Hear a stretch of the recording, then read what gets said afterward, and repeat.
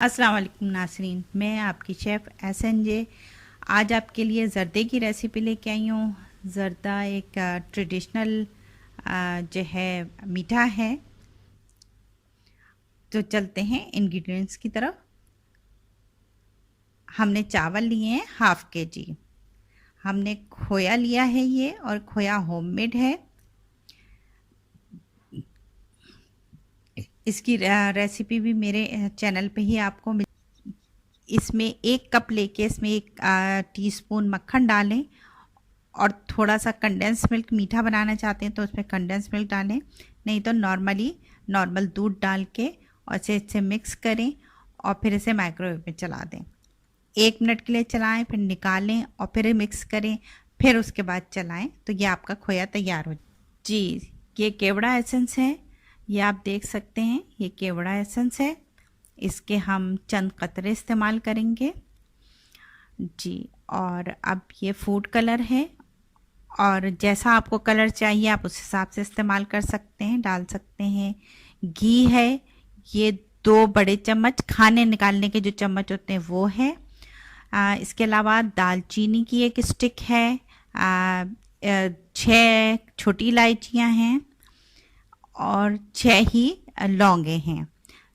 चीनी हम ले रहे हैं 1.5 कप। और अगर आप मीठा ज़्यादा खाते हैं तो आप उसमें 2 कप भी ले सकते हैं, वरना एक मुनासिब मीठे के लिए 1.5 कप काफ़ी है। इसके अलावा पिस्ते बादाम हैं, इसको मैंने 2-2 हिस्सों में काट लिया है छील के। और इसके अलावा शर्फियाँ हैं, किशमिश है, और इसके अलावा हम ये दूध एज रिक्वायर्ड हस्बे ज़रूरत इस्तेमाल करेंगे। तो अच्छा, सबसे पहले हम चावल उबालेंगे और अब हम चलते हैं कुकिंग की तरफ।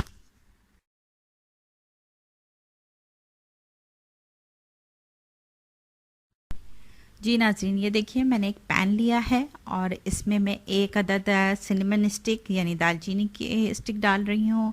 इसके अलावा 3 इलायचियाँ और 3 लौंगे मैं इसमें शामिल कर रही हूँ जी नाज़रीन। और अब हम इसमें फूड कलर शामिल करेंगे, और फूड कलर हमेशा अपने हिसाब से डलता है, जितना आपको कम ज़्यादा चाहिए। पहले मैं इसमें थोड़ा सा डाल के चेक करूँगी, तकरीबन ½ टीस्पून डालूँगी, और मैं उसमें चेक करूँगी, मुझे अगर कम लगा तो मैं इसमें मज़ीद डालूँगी।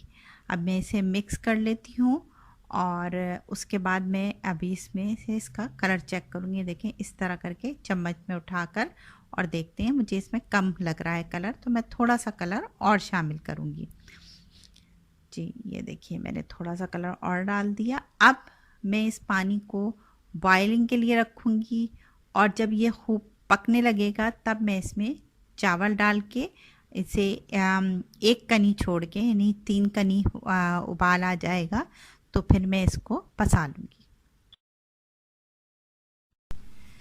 जी नाज़रीन। ये देखिए हमने घी गरम कर लिया है और राइस हमारे बॉईल हो चुके हैं।